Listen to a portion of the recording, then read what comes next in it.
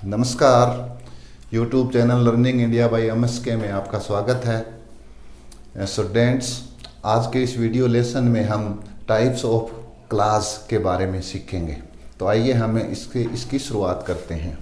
सबसे पहले क्लास, हिंदी अनुवाद है इसका उपवाक्य। तो सबसे पहले हम देखेंगे क्लास होता क्या है। क्लास होता क्या है? तो क्या होता है? A class is a group of words. Group of words. It is a part of sentence. It has its own subject and verb। अब देखिए क्लास क्या होता है। A class is a group of words. Class एक शब्दों का समूह होता है। It is a part of sentence. यह सेंटेंस का एक पार्ट यानी सेंटेंस का एक हिस्सा होता है, यानी क्लास हमें सेंटेंस में मिलते हैं। It has its own subject and verb. इसका अपना सब्जेक्ट और वर्ब होता है। ये क्लास की डेफिनेशन है। अभी स्टूडेंट्स की अभी भी यदि इसमें आपको डाउट है क्लास क्या होता है, सेंटेंस में हम क्लास को कैसे पहचानेंगे, तो इसका एक वीडियो पहले अपलोड किया हुआ है चैनल पर। यदि आपको डाउट है तो फ्रेज, क्लास एंड सेंटेंस जिसका टाइटल है वह वीडियो आप वहाँ से देख सकते हैं। तो उम्मीद है कि ये समझ में आया होगा क्लास होता क्या है। इसके बाद हम आगे करेंगे टाइप्स ऑफ क्लास।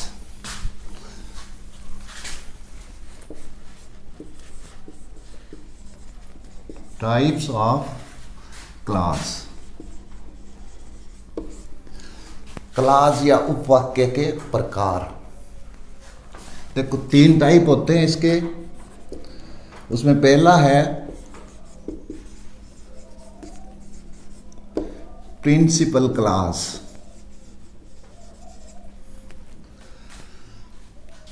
या इसको मेन क्लास भी कह सकते हैं,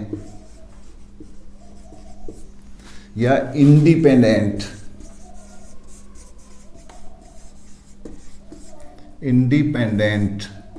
क्लास भी बोल दिया जाता है।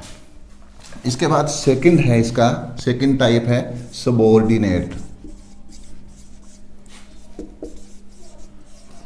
Subordinate class. इसको डिपेंडेंट क्लास भी कह सकते हैं। और थर्ड है कोऑर्डिनेट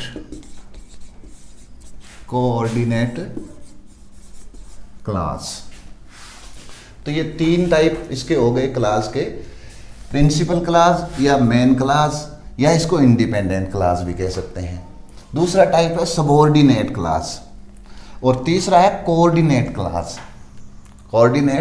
क्लास। अब जो सबऑर्डिनेट यानी इसका नंबर 2 अभी मैं सब आपको इसकी एक्सप्लेनेशन करके बताऊंगा। जो सबऑर्डिनेट क्लास है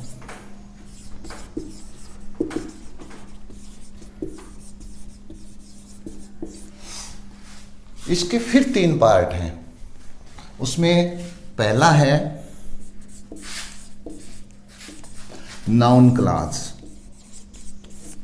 नंबर 1। ये सबऑर्डिनेट क्लास के पार्ट हैं। दूसरा है इसमें एडजेक्टिव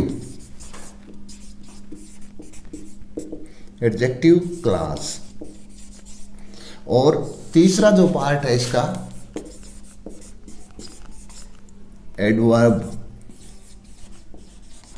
क्लास। अब मैंने आपको यहां जो बताया है या समझाने की कोशिश की है कि क्लास के 3 टाइप होते हैं। प्रिंसिपल क्लास या main class, subordinate class, coordinate class. अब इसमें जो 2 नंबर है इसमें सबऑर्डिनेट क्लास, उसके फिर आगे 3 टाइप हो जाते हैं, नाउन क्लास, एडजेक्टिव क्लास और एडवर्ब क्लास। तो स्टूडेंट्स ये सारे टाइप्स इनका क्या होते हैं, इनकी परिभाषा क्या है, इनकी पहचान हमें कैसे करनी है।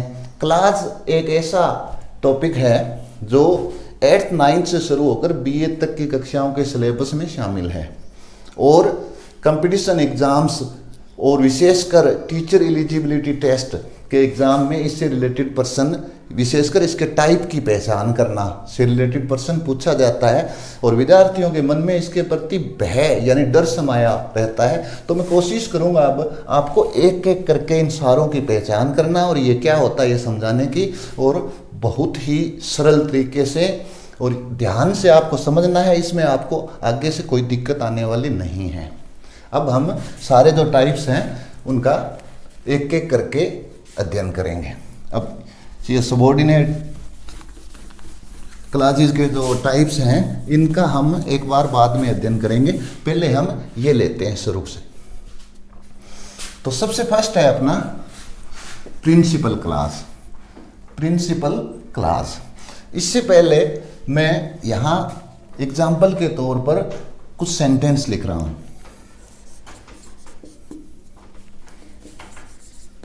A wise man said that honesty is the best policy. Second है, he asked me what my name was. Number 3 है, I came and he went. Okay, अब स्टार्ट करते हैं 1 नंबर से। टाइप्स ऑफ क्लास में सबसे पहला है principal class, main class. Principal class और मेन क्लास, मेन का अर्थ क्या होता है? मुख्य, यानी मुख्य क्लास, मुख्य उपवाक्य, या इसको इंडिपेंडेंट क्लास भी कह देते हैं। इंडिपेंडेंट क्या हो गया? स्वतंत्र, स्वतंत्र क्लास भी इसको कह सकते हैं। अब ये होता क्या है, देखो, ए प्रिंसिपल क्लास, ओके मैं इरेज कर देता हूं ऊपर।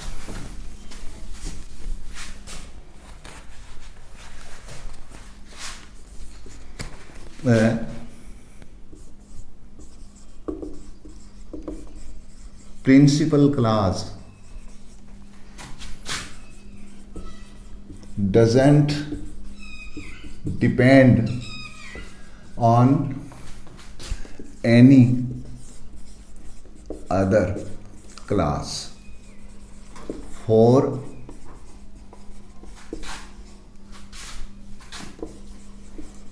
completion of its meaning। एक लाइन और लिखता हूं मैं इसमें, it can stand by itself. ये डेफिनेशन है प्रिंसिपल क्लास की। प्रिंसिपल क्लास क्या होता है? Principal class does not depend on any other class for completion of its meaning. Completion of its meaning का मतलब अपने अर्थ की पूर्ति के लिए, अपने अर्थ की पूर्णता के लिए जो प्रिंसिपल क्लास होता है वह किसी अन्य क्लास पर निर्भर नहीं होता, आश्रित नहीं होता। यही इसकी सबसे बड़ी विशेषता है, यही हमें ध्यान रखना है। और दूसरी बात यह है, it can stand by itself, यह अपने आप स्टैंड कर सकता है। यानी हम सेंटेंस से इस पार्ट को अलग करें तो इसका एक अपना अस्तित्व, एक अलग सेंटेंस बन जाएगा, इसका एक अपना अर्थ रहेगा। समझ में आया होगा? इसके बाद देखिए एग्जाम्पल से, A wise man said that honesty is the best policy। ये एक सेंटेंस है। इस सेंटेंस में 2 क्लास हैं, एक a wise man said और दूसरा है that honesty is the best policy। यहां तक, यानी बाकी का सेंटेंस, that से स्टार्ट करके बाकी का पूरा सेंटेंस। तो हम बात यहां सिर्फ कर रहे हैं प्रिंसिपल क्लास की। तो इस सेंटेंस में प्रिंसिपल क्लास क्या है? A wise man A wise man said. A wise man said.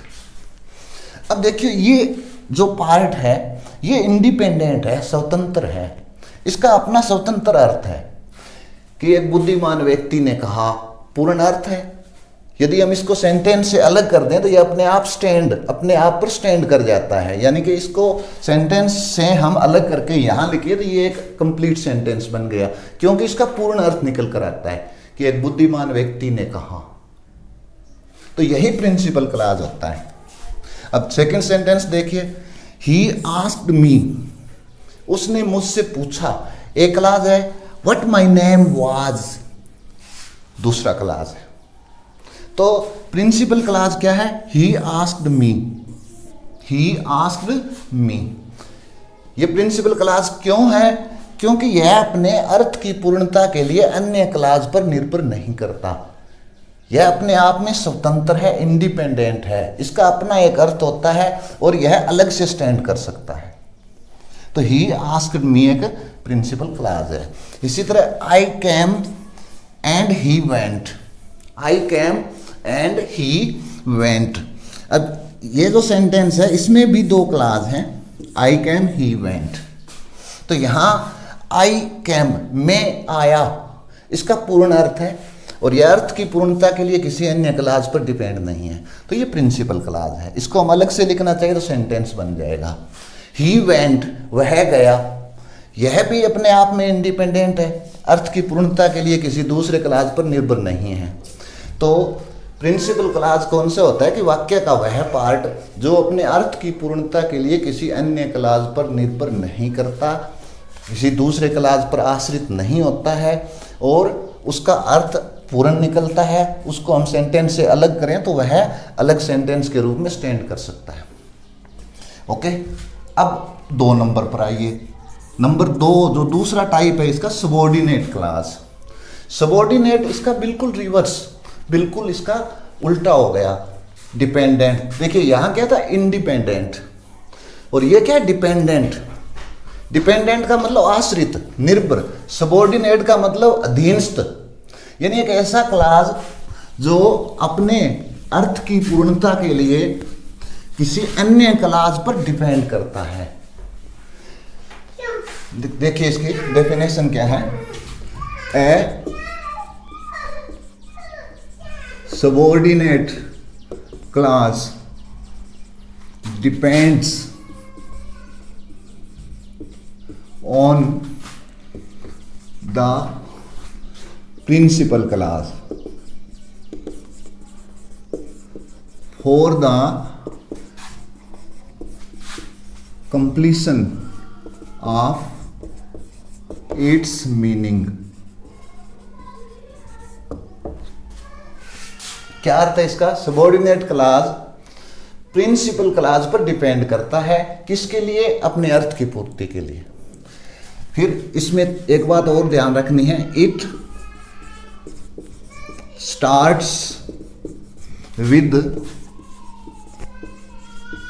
Subordinating conjunctions.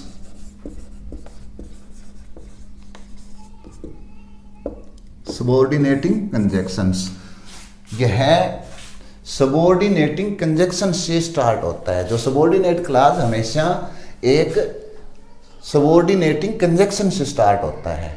अब सबऑर्डिनेटिंग कंजक्शन में कौन कौन से वर्ड आते हैं ये भी देखिए, दैट, इफ, वेदर और question words. Question words what, when, why, where, who, ये सारे के सारे क्वेश्चन वर्ड्स, डेट, इफ और वेदर, ये क्या है? सबऑर्डिनेटिंग कंजक्शंस होते हैं। तो अब इसकी जो परिभाषा है कि सबऑर्डिनेट क्लॉज होता क्या है, या डिपेंडेंट क्लॉज कह लो इसको, एक ही बात है। क्या होता है कि सबऑर्डिनेट क्लॉज है वह अपने अर्थ की पूर्णता के लिए प्रिंसिपल क्लॉज पर निर्भर करता है। यानी इस क्लॉज को हम सेंटेंस से अलग करके उसका अर्थ देखें तो यह पूर्ण अर्थ नहीं देगा, और इसका अर्थ पूर्ण करने के लिए प्रिंसिपल क्लॉज पर डिपेंड होना पड़ेगा, आश्रित होना पड़ेगा। और इसकी एक पहचान क्या है कि ये कंजक्शन से स्टार्ट होगा, सबऑर्डिनेटिंग कंजक्शन से हमेशा स्टार्ट होगा।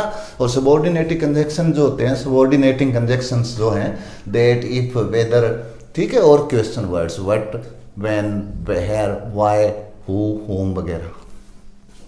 अब देखिए यहाँ से एग्जाम्पल से इसको और क्लियर कर लेते हैं, ठीक है। ए वाइज मैन सेड दैट, ये तो अभी हमने किया, कौन सा क्लास है अपना, प्रिंसिपल क्लास या मेन क्लास है। That honesty is the best policy, ये जो क्लास है इसका दूसरा पार्ट है जो सेंटेंस का, कि ईमानदारी उत्तम नीति है। ये जो कंजक्शंस है उनका अर्थ की जुड़ता है इसमें, की ईमानदारी उत्तम नीति है। इस सेंटेंस का हम अलग अर्थ देखें तो इसका अर्थ क्या निकलता है कि ईमानदारी उत्तम नीति है। इससे हमें लगता है कि इस सेंटेंस में कहीं ना कहीं अधूरापन है, इसके अर्थ में पूर्णता नहीं आ रही है, और इसका अर्थ पूर्ण करने के लिए यानी कंप्लीशन ऑफ इट्स मीनिंग के लिए क्या करना होता है, इसको प्रिंसिपल क्लास के अधीन, प्रिंसिपल क्लास के साथ जोड़ना पड़ता है, उसकी अधीनता लेनी पड़ती है। अब इसको प्रिंसिपल क्लास जोड़कर देखिए। एक बुद्धिमान व्यक्ति ने कहा कि ईमानदारी उत्तम नीति है। अब पूरे सेंटेंस का अर्थ क्लियर हो गया।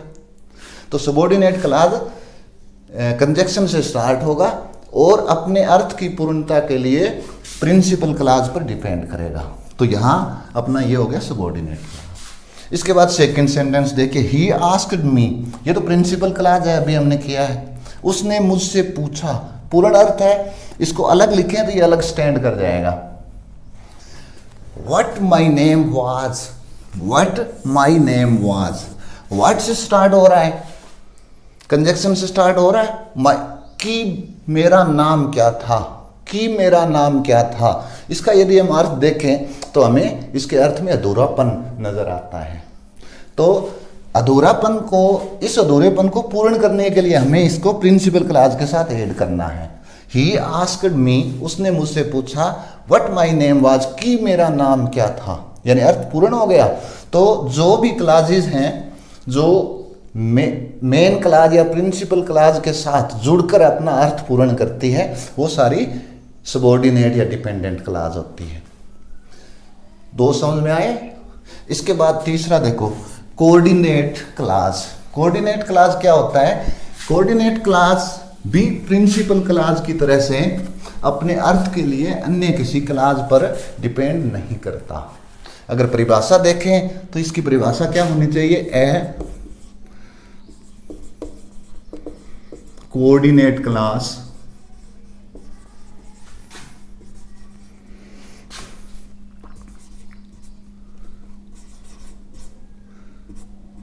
doesn't depend on any other class.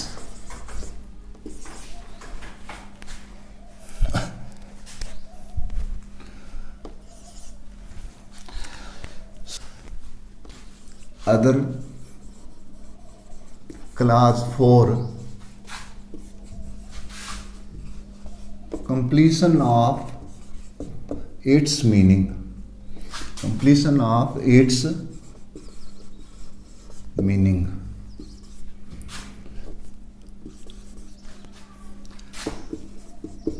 It is combined with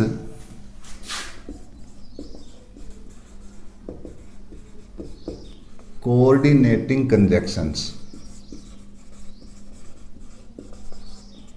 It is combined with coordinating conjunctions. अब देखिए इसकी परिभाषा बिल्कुल प्रिंसिपल क्लास की तरह से, हम एक तरह से ऐसे कह सकते हैं कि अगर सेंटेंस में कोऑर्डिनेट क्लास है और एक प्रिंसिपल क्लास है तो समझो कि दो प्रिंसिपल क्लास है।